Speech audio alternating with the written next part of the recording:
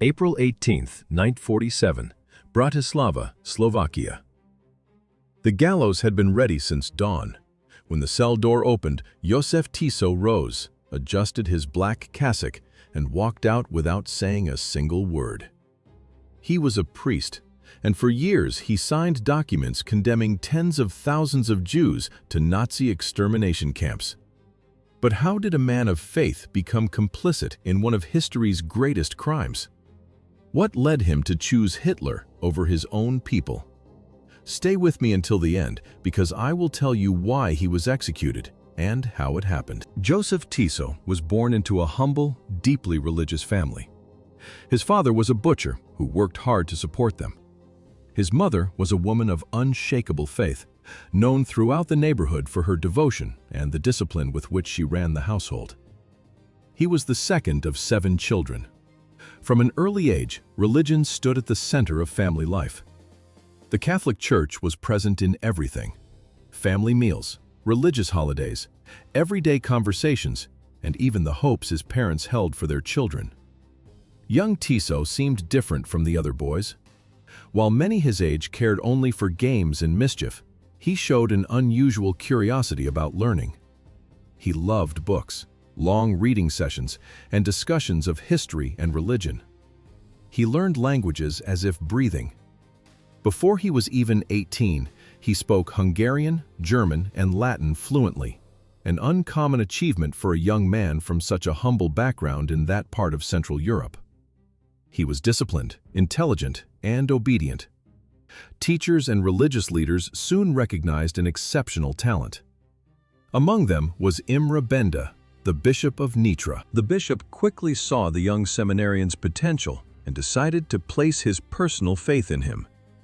Using his influence within the church, he sponsored Tiso's theological studies at the prestigious University of Vienna, one of the most respected institutions in Central Europe at the time. For a young man from a modest Slovak background, it was an extraordinary opportunity. In Vienna, Tiso immersed himself in theological training. He studied for long hours, read the church's classical authors, and took an active part in the university's academic and religious life. In 1910, he was ordained a Catholic priest. The following year, 1911, he completed his doctorate in theology. Still very young, he already possessed a respected academic title and a reputation as one of the clergy's great promises. A brilliant young man, the kind who seemed destined for a life of service, compassion, and holiness. But what came next would show that intellectual brilliance and moral formation do not always go hand in hand. When Tiso returned to Slovakia, he was not content with the traditional role of a simple village priest. He was active, energetic, and involved in the community. He was concerned about the social problems afflicting the local population and tried to take practical action. He founded mutual aid associations for poor workers and organized community initiatives. He even sold food and clothing at affordable prices to families barely able to survive. To many people in the region, he seemed to be exactly what a priest should be: a man of the people, a religious leader who genuinely cared about the lives of ordinary people. But it was at precisely this point that something began to distort. In his speeches and public conversations, Tiso began blaming Jewish tavern owners for Slovak alcoholism. The social problem of drinking gradually acquired an increasingly ethnic explanation in his rhetoric. Commercial competition in many of the region's small towns came to be interpreted by him as a kind of national conflict.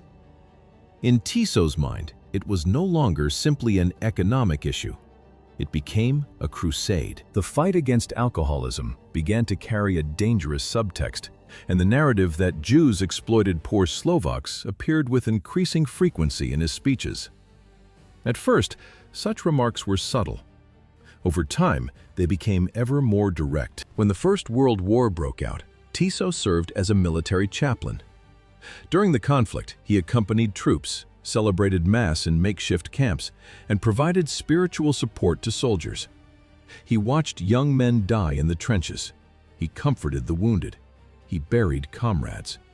He witnessed firsthand the brutality and chaos that war brought to an entire generation of Europeans. When the conflict ended, he returned home physically weakened, but in many ways spiritually hardened. The experience of war strengthened a conviction that had been growing within him, that Slovaks needed order, national identity, and a form of moral redemption. Gradually, Tiso began to see himself as someone capable of helping to provide exactly that. In 1918, with the collapse of the Austro-Hungarian Empire and the birth of the new Czechoslovakia, Tiso's world changed completely. The old empire had vanished. New borders were being drawn. New governments were emerging across Central Europe. For Tiso, this was more than a political transformation. It was an opportunity. A new country now existed, and within it, there was room for new leaders. In December of that same year, Tiso joined the Slovak People's Party, a conservative, deeply Catholic, clerical, and strongly nationalist party. He seemed to know exactly what to do with this political platform. With his sharp rhetoric, elite intellectual training, and austere, almost priestly charisma, Tiso quickly became one of the party's most respected speakers. His speeches blended religion, nationalism, and politics in a way that captivated many Slovak voters of the time. His rise within the party was swift. In 1927, he was appointed Czechoslovakia's Minister of Health and Physical Education. Then he did something that surprised many people. Despite his important new government post, he refused the official apartment offered by the state. Instead, he chose to continue living simply in a Franciscan monastery in Prague.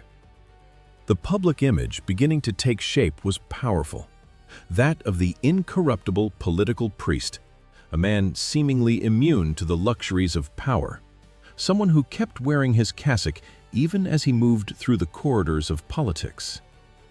That reputation only grew. In 1930, he became the party's vice president. Then, in 1938, following the death of its historic leader, Andrei Hlinka, Tiso assumed absolute control of the movement. Power was now in the hands of a man who had never taken off his cassock. A priest, a politician, and, increasingly, a nationalist leader prepared to shape his country's destiny.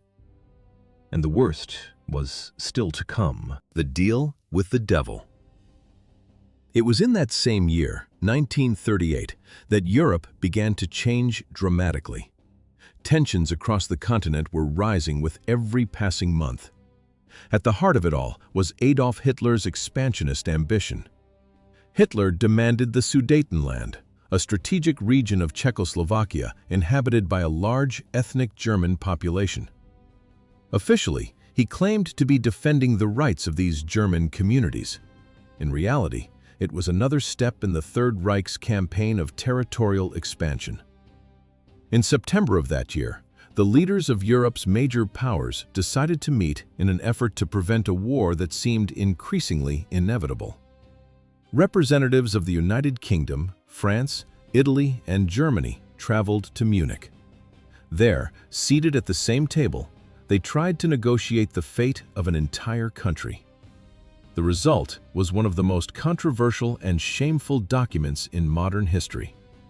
The so-called Munich Agreement handed the Sudetenland over to the German Reich without military resistance. The decision was made by 4 European powers. But one detail made it even more absurd. Czechoslovakia itself, the country being carved up, was not even invited to take part in the negotiations. Its fate was decided without its representatives even being allowed a seat at the table. When British Prime Minister Neville Chamberlain returned to London, he was welcomed as a man who had prevented another world war. In a famous speech, he declared that he had secured peace for our time. Many Europeans wanted to believe those words, but reality would prove very different. That peace would last less than a year. For Czechoslovakia, the agreement was devastating. Deprived of its strategic territories and of the international protection it had expected, the democratic government began to collapse. President Edvard Beneš quickly realized that he could no longer govern the country and went into exile. The Czechoslovak state was falling apart, and amid this crisis, a new political opportunity emerged. In Slovakia, which had now been granted unprecedented autonomy within the weakened country, Jozef Tiso began to rise rapidly to center stage. The priest-politician now found himself in a position of power unlike any he had held before. But he was about to make a decision that would seal his own fate and that of thousands of others forever. We now move to the 14th of March, 1939. At that critical moment, Tiso was summoned to Berlin for a direct meeting with Hitler. It was not a negotiation between equal leaders. It was an ultimatum. Hitler made the situation clear. Either Slovakia declared its independence immediately under the protection and influence of Nazi Germany, or Slovak territory would simply be absorbed by Hungary, which also claimed the region. It was a choice made under pressure, a choice made in the face of a threat, but a choice nonetheless. Tiso quickly returned to Bratislava. He convened the Slovak parliament and presented the situation as an urgent decision for the nation's future. The following day, Slovak independence was proclaimed. The first Slovak Republic was officially born. But that independence came at a price, and it became clear almost immediately.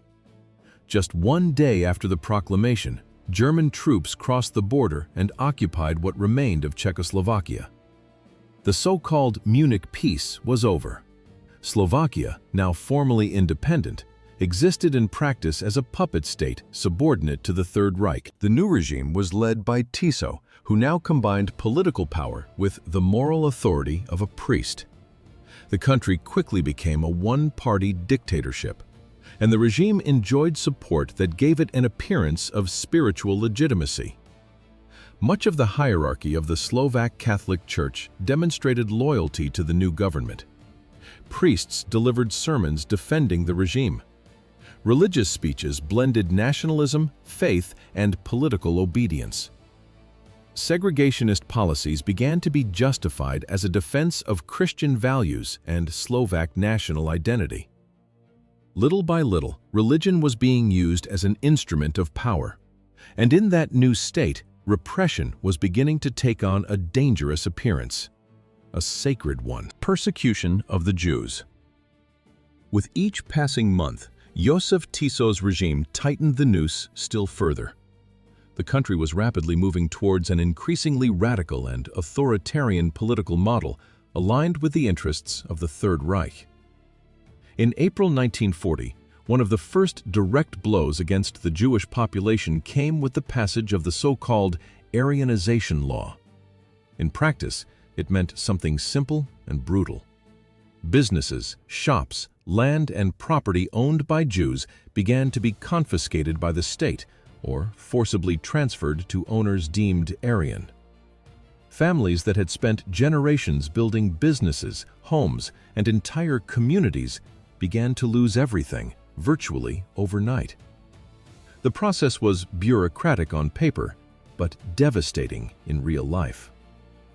Months later, in July 1940, Hitler summoned Tiso to a decisive meeting in the Austrian city of Salzburg. That meeting made clear the direction Slovak policy would take from then on. The German message was direct. Slovakia had to align itself completely with Nazi Germany, especially on what the regime called the Jewish question. There was little room for ambiguity. After the meeting, rapid changes began within the Slovak government. More moderate members, who still showed some resistance to radical policies, were removed from their posts. They were replaced by figures far more closely aligned with Nazism, men who openly advocated harsher measures against Jews. The regime's radicalization was well underway. Then, on September 9, 1941, came one of that government's most consequential decisions. Tiso signed the so-called Jewish Code. The Slovak regime itself took pride in the legislation it had created, Officials declared, without the slightest embarrassment, that it was the harshest body of anti-Jewish laws in all of Europe. The restrictions were sweeping and suffocating. Total bans on Jews working in numerous professions, their expulsion from public administration, schools, and virtually the entire economic life of the country, and the systematic confiscation of their assets and property. And increasingly, it was visible in the streets, the compulsory yellow star sewn onto clothing. Overnight, thousands of people were forced to wear on their chests a symbol that turned them into public targets. The regime knew exactly how many there were. According to the official census conducted in December 1940, around 89,000 Jews were registered across the country. A precise figure, a detailed count. Jozef Tiso had counted them, not to protect them, but to eliminate them. Before we continue, make sure you are following and enjoying the story so far. Comment, "I want more stories." It takes only a moment, helps our video reach more people, and your comment may be pinned to show that you were here. The death trains. By March 1942, Tiso's government had signed an agreement with Nazi Germany for the official deportation of Slovak Jews. It went further than any ally had done before. Slovakia paid the Reich 500 Reichsmarks for every person deported, what they called resettlement costs. The total was given as 10 million Reichsmarks, paid by the Slovak state to finance the deaths of its own citizens. Between March and October 1942, around 58,000 Jews were gathered in the Slovak labor camps of Sered, Nováky, and Vína, then handed over to the SS at the border with occupied Poland. From there, the trains continued to Auschwitz, Majdanek, or Sobibor. The overwhelming majority were murdered shortly after arrival. Of those deported during that period, only 300 survived. Among them were Alfred Wetzler and Rudolf Verba, two young men who escaped from Auschwitz in 1944. They hid in improvised hiding places for weeks, then wrote the first detailed report on the gas chambers and crematoria, a document the world took far too long to hear. In the summer of 1942, the Apostolic Nuncio in Bratislava, the Vatican's direct representative, personally warned the Slovak government that Jews were being systematically murdered in Poland. Jozef Tiso was a priest and head of state. He knew exactly what was happening to every train that departed, and he chose to continue. In August that same year, before a crowd in Holich, Jozef Tiso delivered a speech remembered as one of the most disturbing ever made by a religious leader. In the voice of a preacher, he said, "They say, is this Christian? Is it humane? But I ask, is it not Christian for the Slovak people to wish to rid itself of its eternal enemy, the Jew? Self-love is God's commandment, and that love commands me to remove everything that harms me, everything that threatens my life." A priest, a doctor of theology, using the Gospels to justify genocide. In the autumn of 1942, under pressure from the church and international public opinion, Jozef Tiso temporarily suspended the deportations. Around 24,000 Jews remained in Slovakia, protected by legal exemptions or hidden by courageous Christian families. But the pause was not redemption. It was strategy. On the 29th of August, 1944, the situation exploded. The Slovak national uprising, led by communists, Democrats, and dissident military officers, and backed by the Soviet Union, broke out against Tiso's regime. Unable to contain the insurgency, Tiso did the unthinkable. He asked Nazi Germany for help. German tanks arrived, along with the executioners. Einsatzgruppe H, the SS extermination unit, entered Slovakia. Between September and December of 1944, approximately 12,600 additional Jews were deported, most of them to Auschwitz and Theresienstadt. Only half survived. On the 30th of October 1944, German troops retook the city of Banska Bystrica. Jozef Tiso went there in person and, at a public ceremony in front of the cameras, awarded decorations to German soldiers. Among those honored was Oskar Dirlewanger, commander of a unit known for mass rape, torture, and the massacre of civilians in Poland and Belarus. Dirlewanger was such a sadistic criminal that he shocked even other Nazi officers. This would become the definitive image of what Tiso's regime truly was beneath all its religious rhetoric. The fall of Tiso. By April 1945, the war in Europe was nearing its end. The Red Army was advancing rapidly from the east, liberating occupied cities and crushing what remained of German resistance. Adolf Hitler's Third Reich was collapsing before the eyes of the world. Amid this total collapse, Jozef Tiso made the decision that many defeated leaders would make at that moment. He fled. He abandoned his office, abandoned his government, and tried to disappear. His presidential cassock was exchanged for false papers. He adopted a new identity, Dr. Józef Taborski. Under that name, he crossed Austria and headed towards southern Germany, trying to blend into the chaos engulfing the region. His destination was a Capuchin monastery in the small Bavarian town of Altötting. There, among clergy and silent walls, he hoped to vanish.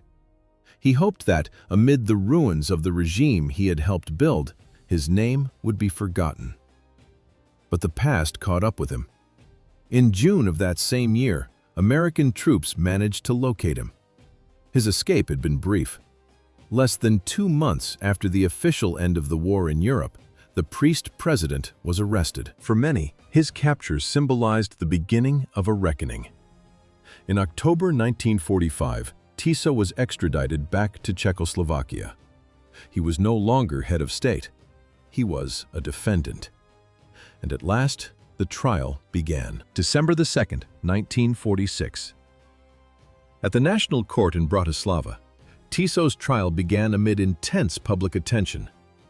The evidence presented by prosecutors was overwhelming. Official orders signed by Tiso himself, government documents recording mass deportations, financial agreements with Nazi Germany for the transport of Slovak Jews, cold paperwork, but with devastating human consequences. Witnesses were called before the court. Some spoke in steady voices. Others could barely finish their sentences. They described the moment police arrived at their homes, the moment parents were separated from their children, the moment entire families were forced onto trains and disappeared forever. Then came one of the most harrowing moments of the entire trial. The courtroom lights were dimmed and a projector began to run. The court showed real footage filmed after the liberation of the Auschwitz concentration camp. The images were almost unbearable. Piles of bodies, starving children, survivors reduced to skin and bone, moving like human shadows among the ruined barracks. According to the prosecutor handling the case, Tiso remained virtually indifferent throughout the screening. He averted his eyes. He stared at the floor. He looked to one side, but never at the screen. He showed no shock, no remorse. And when he was asked directly whether he felt remorse for what had happened, he replied with a sentence that plunged the entire courtroom into silence. "If I showed remorse, they would say that I admit my guilt, and I am innocent." After weeks of hearing witnesses and examining documents, the court's chief judge, Igor Daxner, wrote harsh words in his final opinion. Jozef Tiso never did anything that could cleanse his reputation as an executioner. He revealed a complete lack of feeling for his fellow human beings, absolute indifference to the victims. He possesses a perverse character of such moral insanity that it is not possible in good conscience to recommend clemency. The court's decision came a few months later. On April 15, 1947, the National Court found Jozef Tiso guilty. Guilty of treason. Guilty of war crimes. Guilty of crimes against humanity. The sentence was clear: death by hanging. The execution of the priest. April 18, 1947. 7:30 in the morning. The guards opened the cell. Tiso rose from his bed without hesitation. He put on his black cassock and walked through the corridors with slow but steady steps. The day before, he had told the few visitors that he still saw himself as a martyr for the Slovak nation. When he reached the gallows, he climbed the steps without faltering. His final words were almost inaudible, a brief prayer in Slovak, murmured to a God who, at that moment, seemed so distant. Then the gallows mechanism was triggered. But the hanging did not go as planned. The rope did not break Tiso's neck. Jozef Tiso died slowly of asphyxiation. At 7:37 in the morning, he was officially declared dead. He was 59 years old. The Czechoslovak government buried him in secret in an unmarked grave, fearing that his tomb would become a shrine. But extremist followers identified the site. Decades later, his remains were exhumed and transferred to Nitra Cathedral in the same city where he had served as a priest. Today, in certain nationalist circles in Slovakia, Tiso is still revered, called a hero, a martyr, a defender of the nation. But history, with its archives, its testimonies, its scars, allows no illusions. Jozef Tiso was a war criminal, a man who used faith as a disguise and power as a weapon. He preached love for one's neighbor on Sundays and signed deportation orders on Mondays. He used the name of God to justify sending more than 70,000 people to extermination camps. He paid the German Reich to have his own citizens murdered. He decorated one of Nazism's greatest sadists, and he called it patriotism. The most disturbing aspect of his legacy is not cruelty itself, but the contradiction. Here was a man trained to preach mercy, trained to defend the oppressed, called to be the voice of those with no voice, and he did the opposite. With conviction, with bureaucracy, with a smile for the cameras. His sentence was not a mistake. It was justice. And what do you think of this story? Was Jozef Tiso a traitor, a fanatic, or simply another piece in the brutal game of war? Leave your opinion in the comments. These discussions are what keep history alive. Subscribe, leave a like, and turn on notifications so you do not miss the next videos. See you soon. Take care.